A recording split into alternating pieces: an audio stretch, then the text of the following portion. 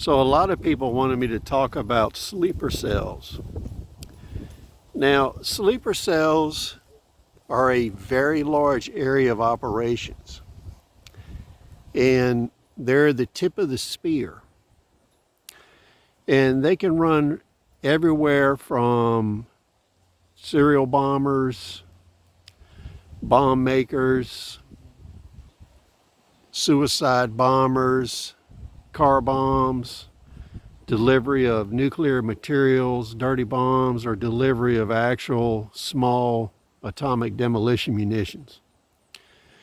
They can also be protesters. They can be primitive infantry combatants, killing women, children, whatever.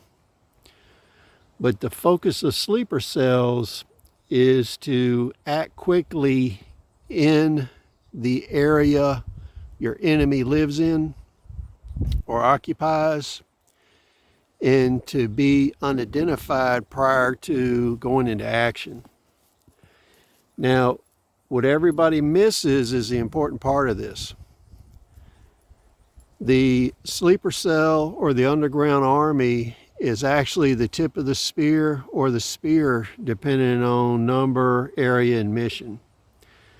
The spear never moves if it doesn't have logistics, intelligence, communications, life support, and health care.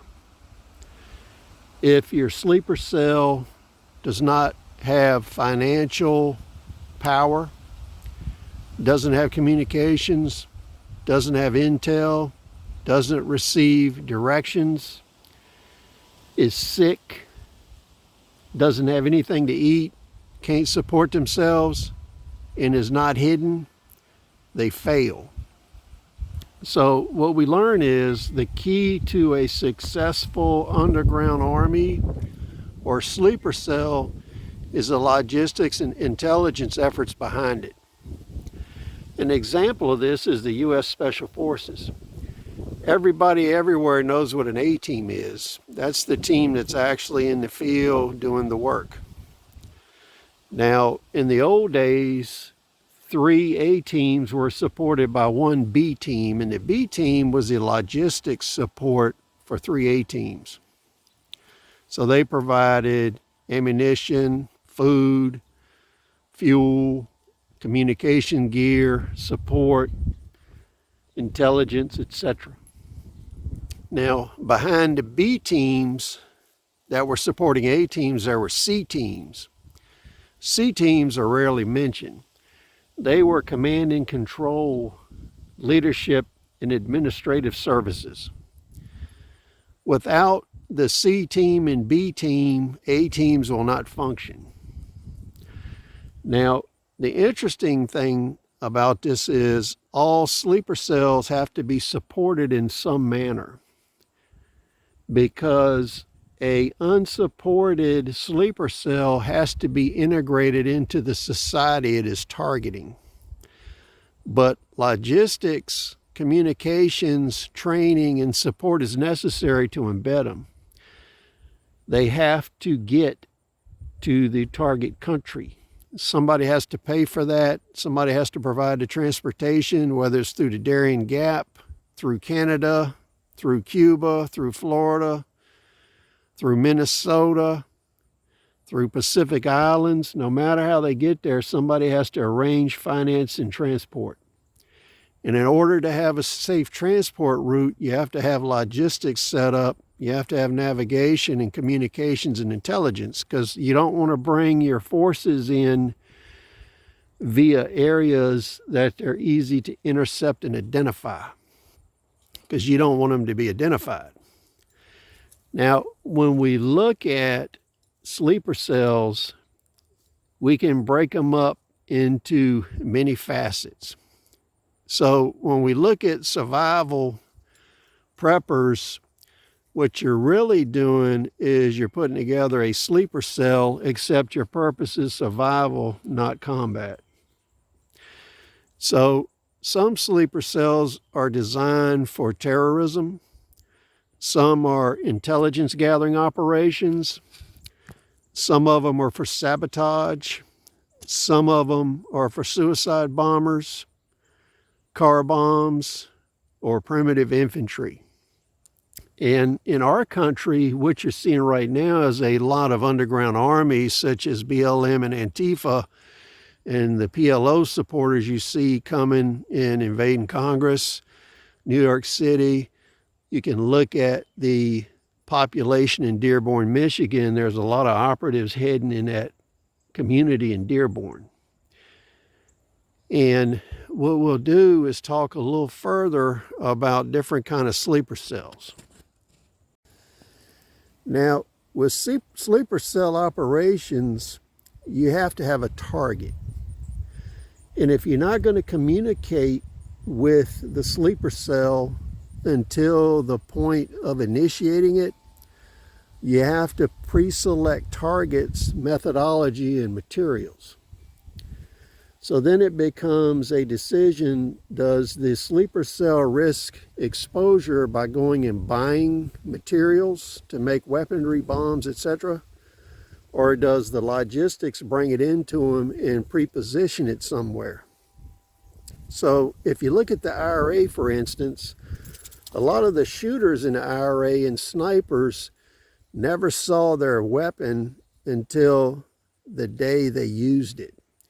So a logistics person would actually bring the weapon, and in some cases they would put it at a drop for pickup. This way they could fight the forensic war.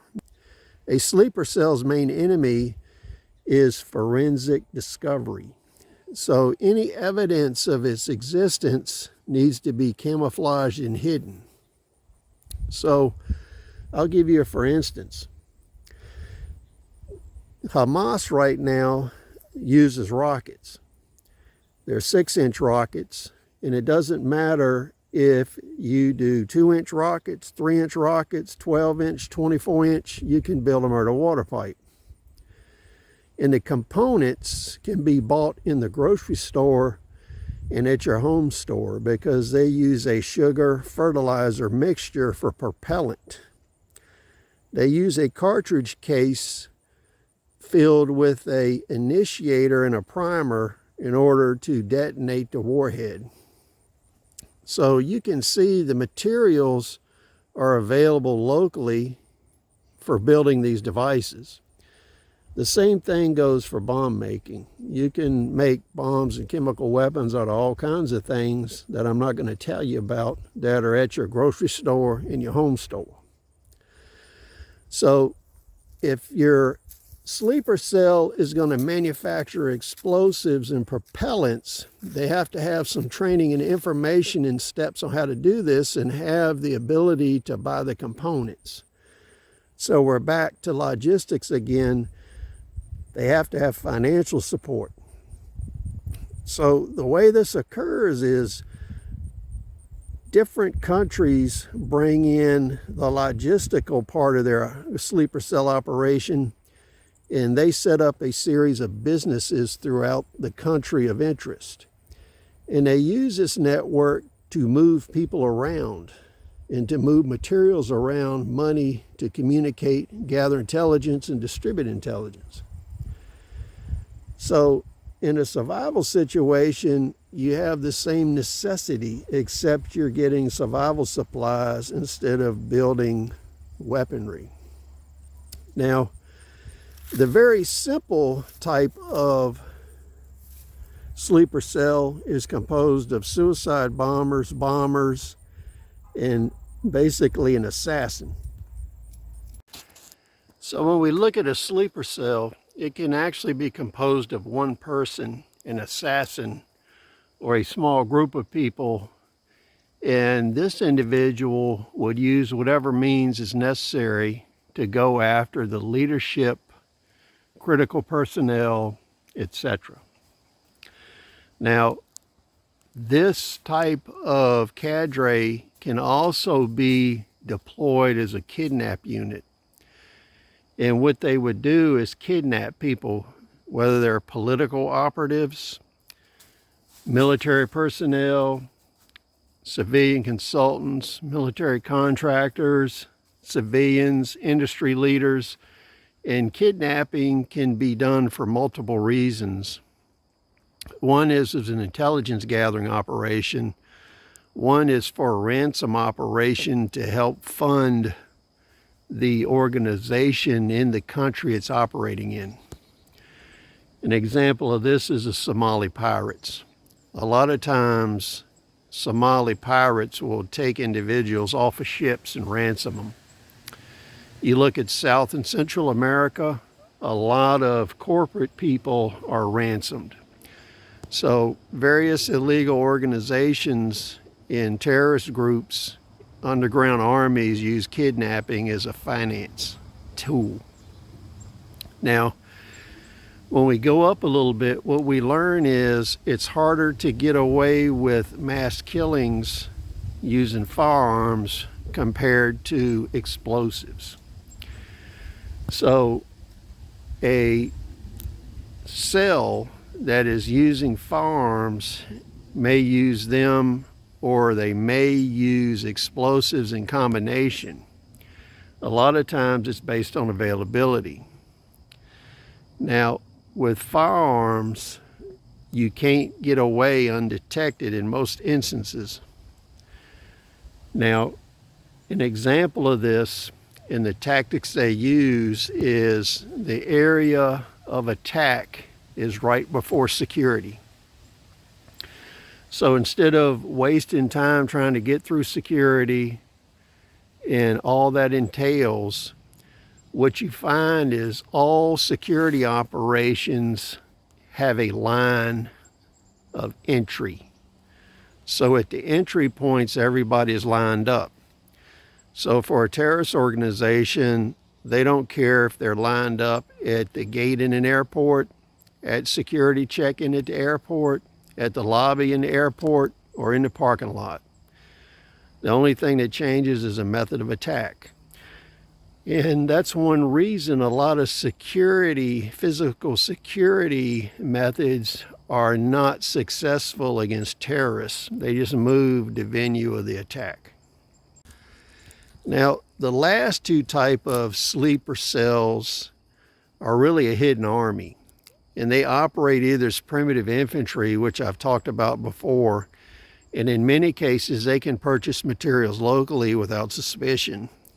If you go into a home store and you buy a hammer, you buy a couple hatchets, you buy an axe, and you buy things like that, a couple machetes, knives, over the years, nobody really notices.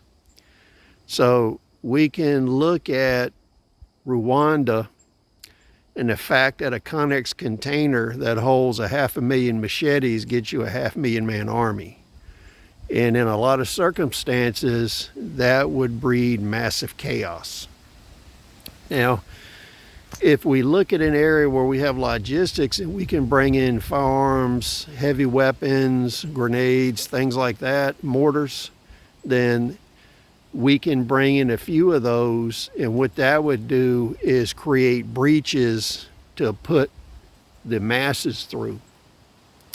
So when we look at a primitive infantry attack, what we have is a breach team or multiple breach teams, just like what Hamas did, and then they pour through the primitive infantry, some of which may not even have weapons. They're just stripping and bringing material back. They're bringing hostages, prisoners, whatever it is they do. So primitive infantry can have anything from a crossbow, a bow and arrow, a muzzleloader, single shot, shotgun, hunting shotgun, hunting rifle, all the way up to the latest small arms, light machine guns, medium machine guns, general purpose machine guns, RPGs, whatever it is, you can get to them. The less firearms, the easier it is to supply a primitive army. So what we need to think about is how we detect these sleeper cells in underground armies. And the way to detect them is the flow of money to them in materials and communications. So if you can cut communications, if you can cut the financing, and you can cut the life support to them, that makes them ineffective. So that's a few thoughts and ramblings on sleeper cells and underground armies. Please share your comments. We'll see you on the next video.